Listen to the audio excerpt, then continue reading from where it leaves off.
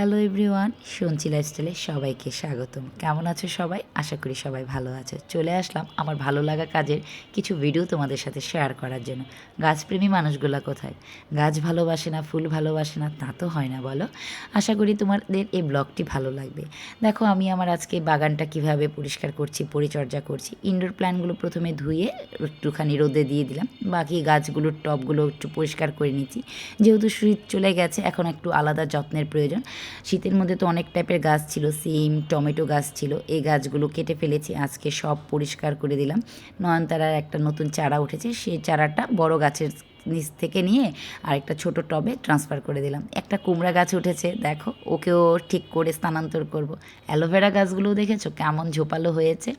সবগুলো টবের মাটি খুঁচিয়ে দিচ্ছি, আর বিভিন্নভাবে তো আমি সবসময় মাটিকে প্রিপেয়ার করি, তোমাদের সাথে শেয়ার করি, তোমরা তো দেখেই থাকো।